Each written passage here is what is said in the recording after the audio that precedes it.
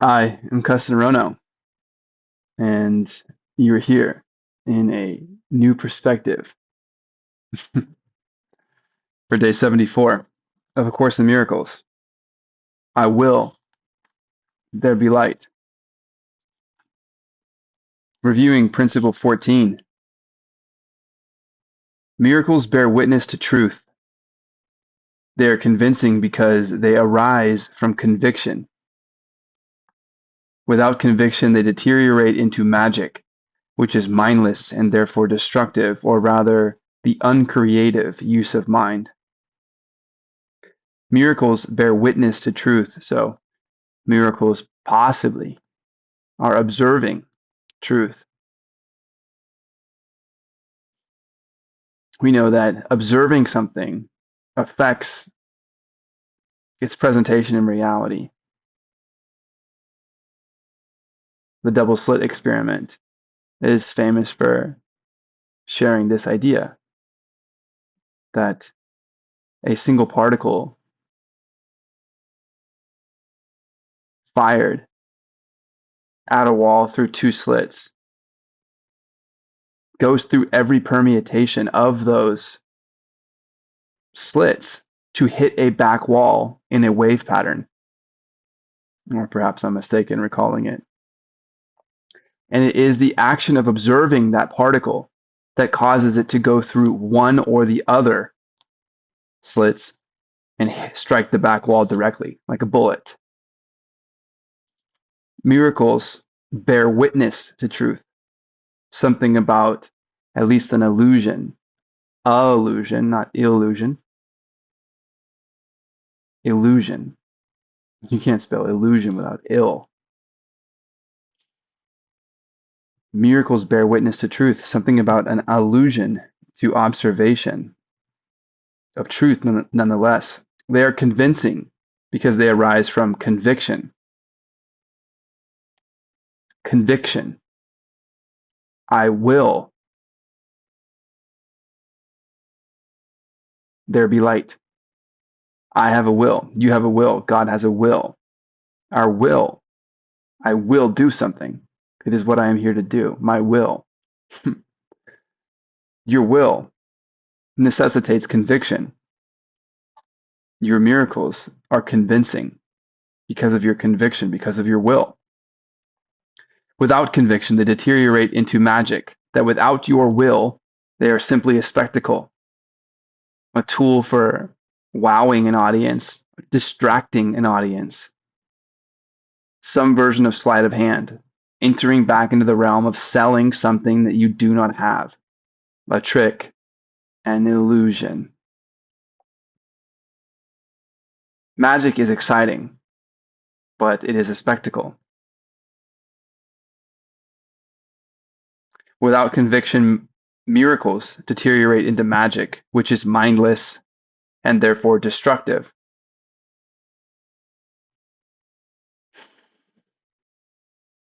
Why destructive? Because everything that is true therefore has meaning and has a purpose, and building with these provides you the opportunity to create something in truth, in your best interest, in alignment with God. If you're operating in the realm of illusions, mindlessness, genuine meaninglessness from the lens of truth, which is what miracles observe, what they give witness to. If you know the truth about a story someone told you, then the story evaporates. It's meaningless. It's mindless to continue to participate in the story that was told in the past when you simply know the truth. If you were to participate in this illusion, knowing better especially, it would be destructive to you. You either see or you do not. Your body is either repairing from its inputs or it's detoxing, if it can.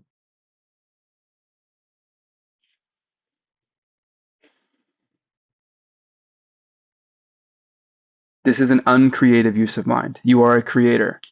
So fundamentally, if you're not using your mind in the light of truth, You believe you are creating, but you are creating with darkness, which is an illusion, creating an idol of some sort, attempting to replicate a power that is innate within you, to find some version of meaning, something to latch onto, something to sell your name after you die, rather than seeing that all of these things eventually return to zero, their nothingness, especially if you're pricing them in something that is not anchored to nature itself. You are natural. What you leave as a legacy does not even exist, not from the lens of truth. You are never gone, and perhaps you are never here. You are only here if you believe in ideas such as magic, which sounds magical, but magic is a spectacle. It requires a certain setup in order to sell it. And when someone says, "How did you do that?" a magician will say, "I can't tell you." It is clear that information is missing for this truth to be accepted as magic, and a miracle would hide nothing from you. Miracles bear witness to truth. They are convincing because they arise from conviction. Without conviction, they deteriorate into magic, which is mindless and therefore destructive, or rather, the uncreative use of mind. May you build in truth. I will there be light. Darkness is not my will. I will there be light. Let me behold the light that reflects God's will and mine. I will there be light. Lesson 74. There is no will but God's. Please repeat this statement after me. There is no will but God's. There is no will but God's.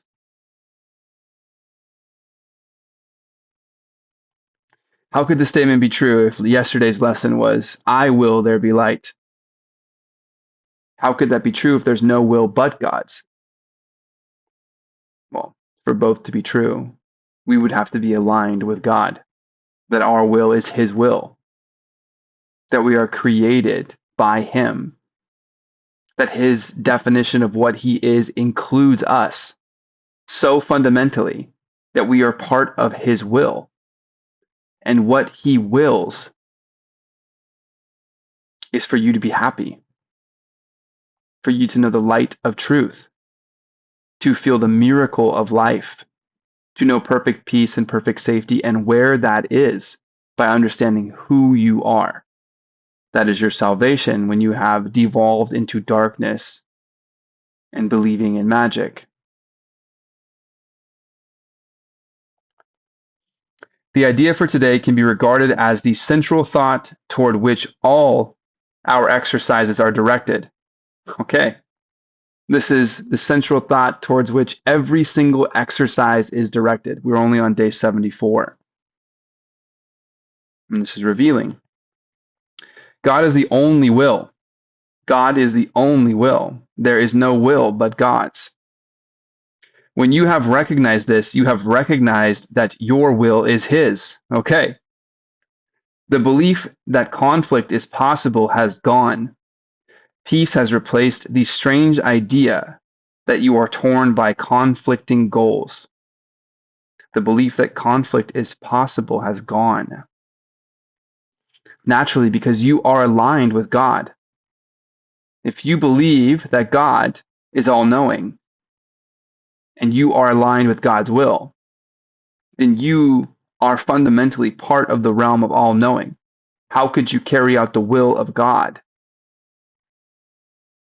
if you were not aligned with the eternal realm of knowledge in some way? Would the will of God, being all-knowing, be so small that a human body with a sliver of time would be able to carry it out? Well, I suppose the answer could be yes. if the answer is to know your salvation. But then again, where would that take you? To an idea of yourself that is invulnerable and infinite, which would be required if you are carrying out the will of someone who is all-knowing. Imagine meeting your all-knowing God, almighty, all-powerful. And he had a goal like read one book a year. I mean, that might be more books than I read in a year. Well, not this year. You and I are reading a book together. And I suppose this book has big ideas, so I'm not selling the idea of learning new ideas short, trying on new perspectives. But the idea that God's dream, knowing everything, and his gift to his creations would be less than infinite is laughable in the truest happiness version of the consideration that for any idea of God to be true in the infinite, then we must also be infinite. And if we believe that we could be infinite, then our God, of course, is infinite. The belief that conflict is possible has gone. God is always successful if he knows everything. You go to a casino and you gamble, hoping to win, and sometimes somebody does, but not the majority of people, or a casino could fundamentally not exist. The idea that you will win, therefore, is of course an illusion. You are hoping to win. God would not hope to win. He would fundamentally understand all things and would not fall victim to these flashing lights, sounds, and appeals to our physical body and the ways that we think we are going to save ourselves, sitting in cigarette-laden rooms, drinking what we call spirits instead of spending time with ours. Peace has replaced the strange idea that you are torn by conflicting goals. As an expression of the will of God, you have no goal but his. There is a great peace in today's idea. Again, there is no will but God's. There is a great peace in today's idea, and the exercises for today are directed towards finding it. Do you want peace? Or do you want to live in hell? If you want peace, let's do these exercises. The idea itself is wholly true. There is no will but God's. Therefore, it cannot give rise to illusions. If we are made of God, we are living within God. If we have access to his will, we have access to the eternal. We are infinite. He is the infinite creator of infinity and creates you. To accept yourself as otherwise would be to strictly identify with the world that will destroy you. You will die physically. You may live if you recognize that your ideas and your attachments to them and the cycle of attacks they naturally create and the lack of sovereignty they provide you, that you give it up willingly. That's not what God would ever do or want for you, but you give it up willingly in the name of safety and perceived peace. And everyone that you give it to takes your energy, time, money, health, and freedom, all in the name of giving you exactly what you want, to be locked down, to be in hell. Or would you rather be curious about how you could see yourself as fundamentally peaceful? Without illusions, conflict is impossible. You are in a wholly true idea when you believe there is no will but God's. Therefore, it cannot give rise to illusions, and without illusions, conflict is possible. How is that true? Well, because everybody would know the truth. If every release of every idea to the maximum that any human could, even infallibility of their memory, But whatever has been recorded could be totally transparent for all people.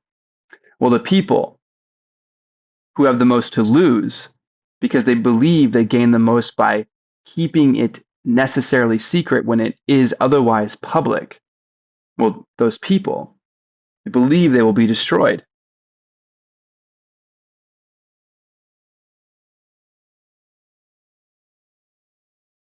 They are living an illusion.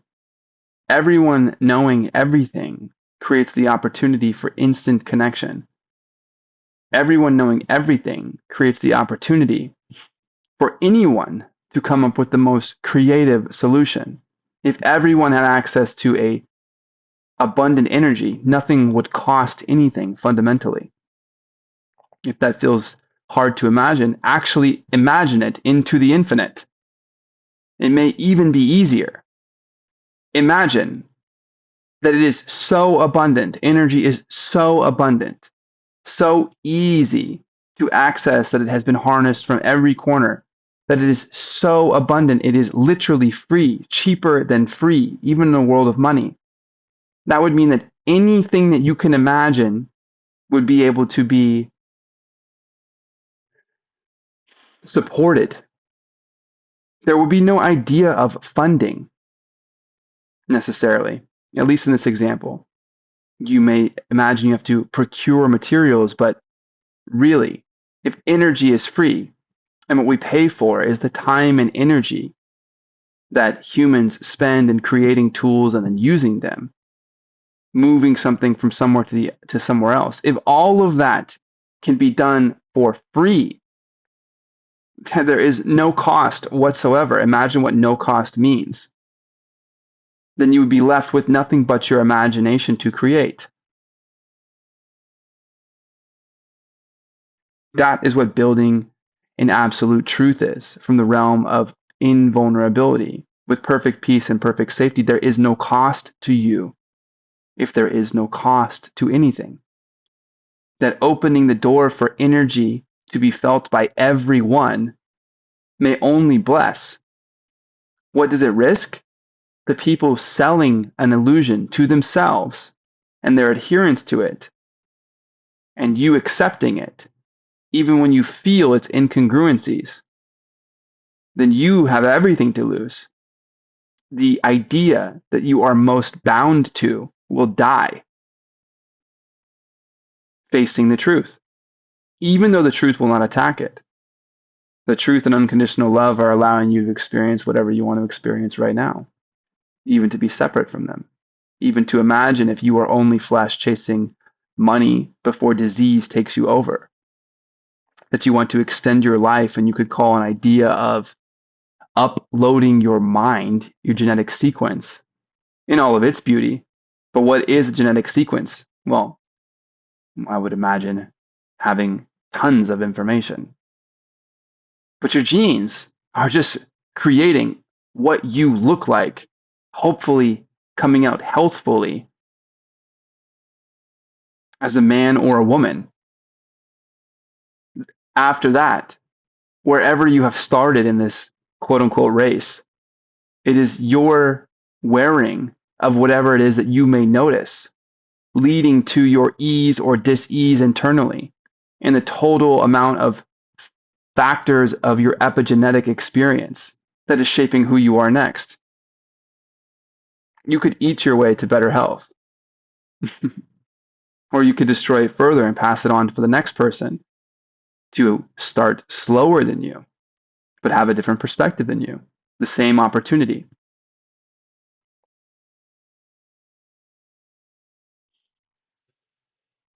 But if you are chasing the extension of this as the only means of being, and you would imagine that taking that genetic sequence, that it is the holy grail of whatever it is that you are, and loading it into a computer so the computer can fix all of your ailments so that you can live forever.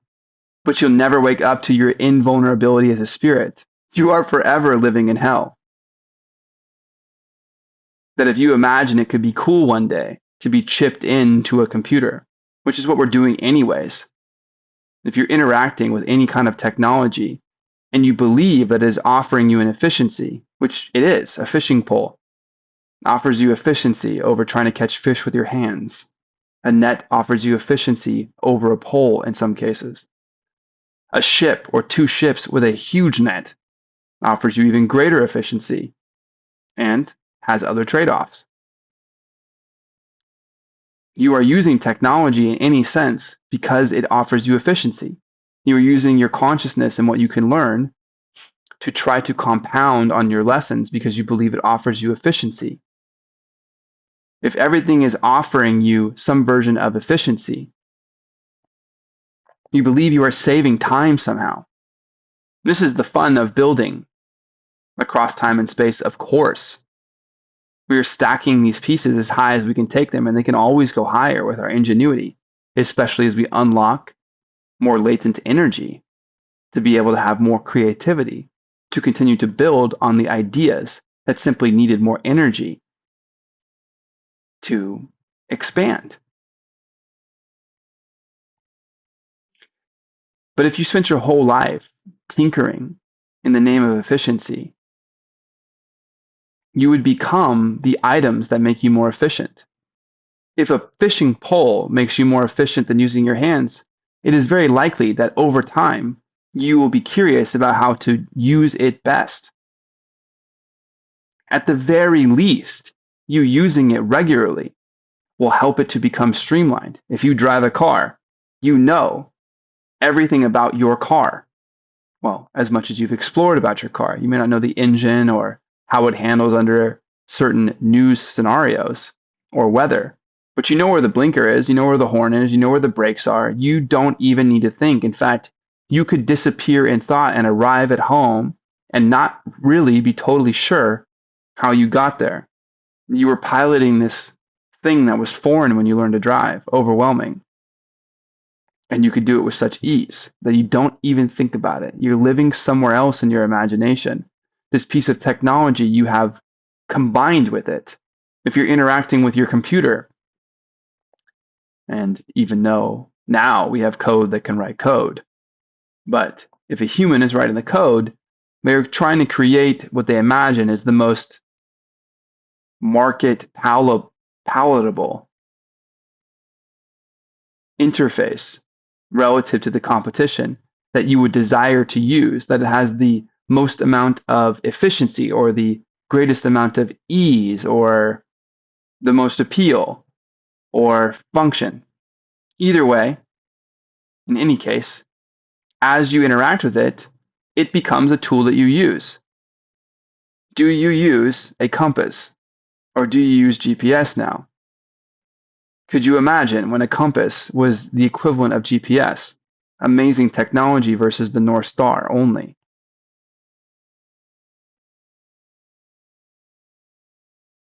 A watch helped us sail the seas and know where we are. We collectively, as humanity and individually, become more efficient with each of these tools until we are the tools. They are part of our identity. It's just part of what we believe that we are, or that we need them to move forward or be whatever it is that we are. And without them, we could lose our meaning. Of course, our meaning is not assigned to these things, but essentially, code gets written for some kind of interface. You use the interface because you believe it has value for your life. It benefits you. You get better and better at the interface such that you end up thinking like the machine and its order of processes to move through that interface. You are already chipping into a machine. We all are, by playing with any technology at all. It is natural that our neurons will do it for us.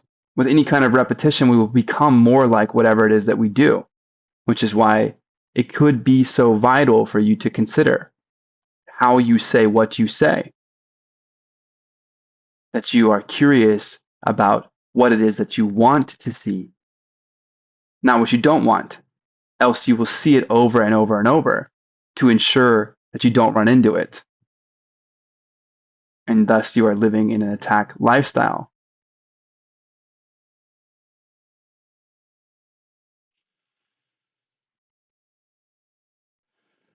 So we take this idea further, that even though it is offering you, imagine, great benefit, that one day you will have a computer chip in you instead of just a wearable on you.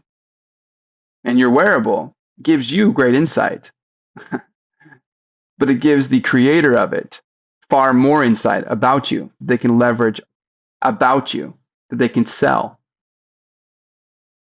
You don't get to see all of the ways that it is used. It is fundamentally not a transparent and truthful product. It is a trick and an illusion and destructive by that nature. But we believe that it gives us something. Now we can finally measure the world and we are safe. So you will go from a wearable to a chip in your brain. Someone else will own and create that chip, and you will use the one that is advertised to you. Very few of you will be curious, if you want to combine with these technologies, how to have a completely sovereign compute, disconnected directly from anything else that could be accessed. What would you really be creating? Well, you'd be participating in a technological hive mind, but you already have a mind.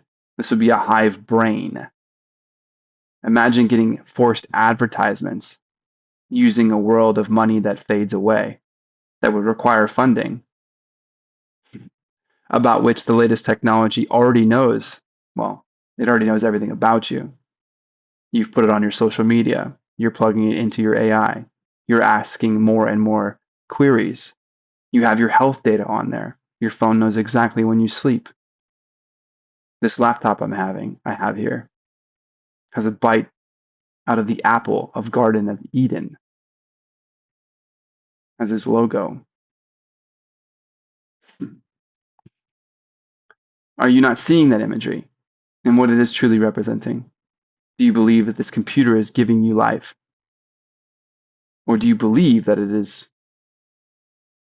trapping you? If you believe that this is life, you will move in the direction of the machine and the illusion. And so let's just say one day you can live forever by taking the information that has been gathered in your brain, that is being sold to you, and you can now pay that same company to have your mind, they will call it, but it will be the electrical signals of your brain, combined with your genomic sequence, which is now creating medicine specific for you, that you can ignore, you imagine, all root cause reasons of why you become ill, including your mind, that your body is fixed and your brain is fixed, and that is all that you are. Now you live forever. And if there is a way that you should die, well, you will be in the cloud. And until that point, you will have your own AI that thinks just like you. So it says, connects to you, and you'll have a best friend. You'll be schizophrenic talking to a machine about yourself, thinking you're solving any kind of problem because you can do it faster, as if you're saving anything about what time is. By outsourcing your thinking and your dreaming to something else. The beauty will be that if you give all of it away, it is the equivalent of energy being free. Something else can do everything for you that you thought was important. Now your mind is finally unlocked. Would you believe that that is true, or will you just continue to use those tools for efficiency and combine with them? What I'm fundamentally asking you is, do you believe that that is actually life? If you do, what is it that you are right now? Was there not a sacrifice to build you? Do you not sacrifice all forms of life just to survive or thrive, but to age, or in this case, never to age? Are you not consuming other life at all times? Therefore, is life not a cycle that includes death? Is life not its own concept that is just moving through containers? That everything that is right now, that is moving or pulsing, is alive, and everything that is in the ground being recycled to feed the rest of what is alive is dead. That you are normally part of what that process is. And you think that if you can just align with the efficiency of technology enough, then you are immortal. playing God by using technology that leverages insanity, believing that everything that you're using is for your best benefit when someone else benefits because they are, of course, selling you an idea. What business would fundamentally survive if you didn't need it? Many businesses, therefore, are able to identify a problem and solve it. And part of solving it includes pitching you the problem so that you see the problem at all times, not what you want, and therefore they can tell you what you need. Even a business that means to be truthful, say, I am a Nuka chiropractor. I want to go out of business ostensibly, that I want to fix every patient and help them reach alignment, that maybe they come to me for maintenance and I would have gratitude. But what actually keeps my business going if my patients come to me with less and less frequency, theoretically moving towards zero over time? Although you cannot take any number and divide it by any number other than zero and never find zero. But if that is fundamentally your highest moral with your business, then your business really survives in the fact that there are too many sick people for that ever to be the case. That we will all continue to feel ill and need help. Else you would actually lose your business. And you didn't go into hundreds of thousands of dollars of debt as a rite of passage to lose that business and risk the livelihood of yourself and your family into the future. The entire system creates a set of incentives that keeps you imprisoned in it until you dare step out of it. If you do not have a credit card and accrue debt and give that data away, which could be harmless, why not? If you do not have a car loan and pay it regularly, then you are not worthy of more debt. And in a debt-based system, you need more debt, indebtedness, indenturedness. You need more of it as the prices of things go up, which could just have a utility value. They're not going up because they are worth more. They're actually falling apart. They are worth less. They're worthless.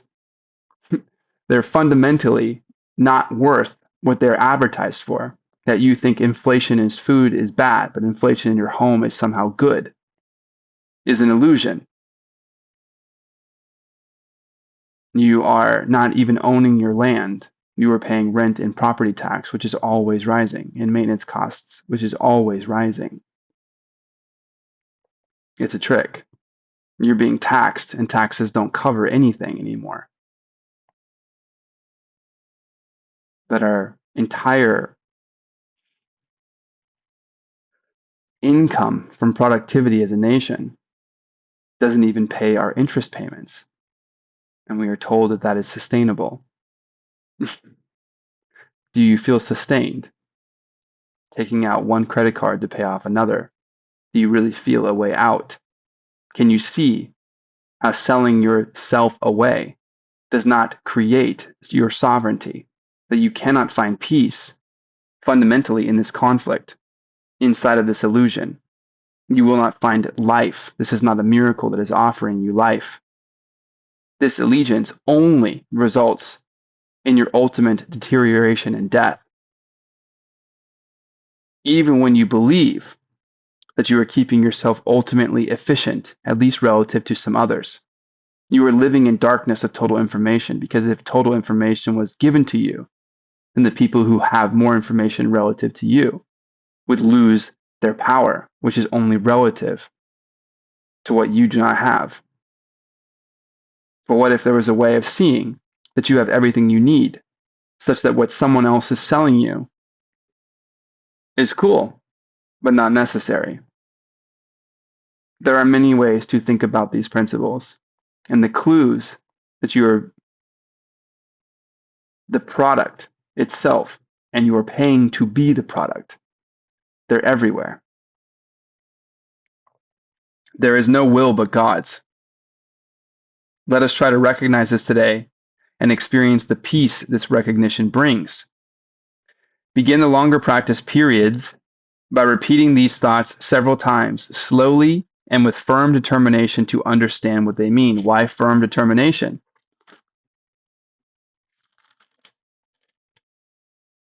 Miracles bear witness to truth. They are convincing because they arise from conviction. Without conviction, they deteriorate into magic, which is mindless and therefore destructive, or rather, the uncreative use of mind.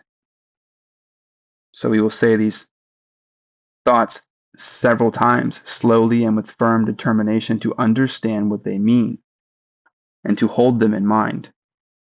There is no will but God's. I cannot be in conflict. Please repeat this after me. There is no will but God's. I cannot be in conflict. Slower this time. There is no will but God's. I cannot be in conflict.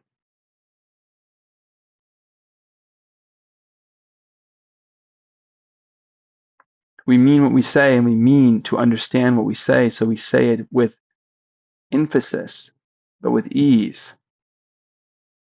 There is no will but God's. I cannot be in conflict.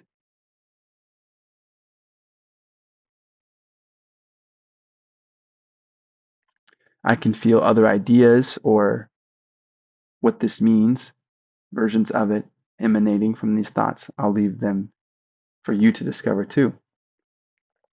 There is no will but God's. I cannot be in conflict. You will repeat that several times.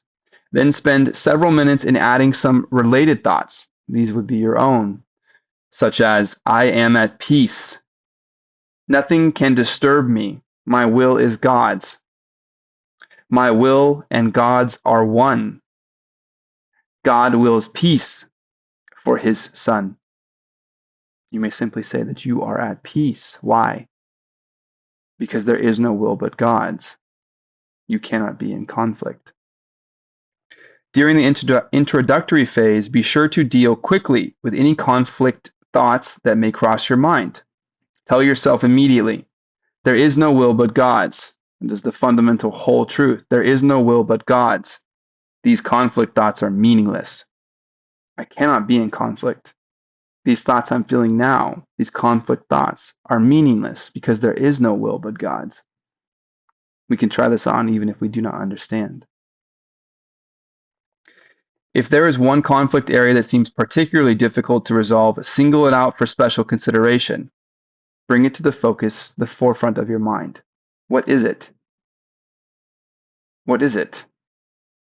Why is this so conflicting for you? What idea could you possibly have that you could not apply to this truth and see what's left over? There is no will but God's. I cannot be in conflict. These conflicting thoughts are meaningless. I am at peace. God's will and mine are one. Think about this particularly conflicting thought briefly but very specifically. Identify the particular person or persons in the situation or situations involved and tell yourself, there is no will but God's. I share it with him. My conflicts about money cannot be real. Your conflicts about your parents, your partner, your kids, your job, politics, the news, they cannot be real. There is no will but God's, and you share it with him. Your conflict thoughts cannot be real. After you have cleared your mind in this way, close your eyes and try to experience the peace to which your reality entitles you. Sink into it and feel it closing around you. This is your reality. You are enveloped in peace, and everything you see, once we can feel that, will be enveloped in our holiness. Experience the peace to which your reality entitles you, that this is what God has given you, that you must be able to see it, which is why we are closing our eyes, to relax ourselves. But you must be able to see it, not with your eyes, but with your mind's eye. This is a realm of God, not a realm of thinking. Sink into it and feel it closing around you, this peace. There may be some temptation to mistake these attempts for withdrawal, but the difference is easily detected. If you are succeeding, you will feel a deep sense of joy and an increased alertness rather than a feeling of drowsiness and innervation. I certainly fall asleep doing meditations, but I also feel peace. A deep sense of joy and increased alertness. Perhaps I could bring myself with more conviction to these ideas that there is no will but God's. Joy characterizes peace. Joy characterizes peace. By this experience, you will recognize that you have reached it. If you feel yourself slipping off into withdrawal, quickly repeat the idea for today and try again. There is no will but God's. I cannot be in conflict. I am at peace. Do this as often as necessary. There is definite gain in refusing to allow retreat into withdrawal, even if you do not experience the peace you seek. That by practicing what we are interested in, even if we do not find it as we believe that we must, we are reinforcing what we want to be finding, and therefore we are on our path. There is definite gain in refusing to allow retreat into withdrawal. Feels a little bit like an attack thought. Even if you do not experience the peace you seek. In the shorter periods, which should be undertaken at regular and predetermined intervals today, say to yourself, there is no will but God's. I seek His peace today. Please repeat this. There is no will but God's. I seek His peace today. There is no will but God's. I seek His peace today. Then try to find what you are seeking. A minute or two every half an hour, with eyes closed if possible, would be well spent on this today. The shorter practice periods, close your eyes. Admit to yourself an idea that there is no will but God's. You seek His peace today. Say this with conviction and ease. Consider it as a whole truth that fundamentally, if you believe you are in conflict with this, you are already experiencing an illusion. If you cannot accept it as a whole truth, even to just try on, then you're fundamentally already believing this is false and there is no hope for you. You will need some savior external to you, and you will die. Your idea will die.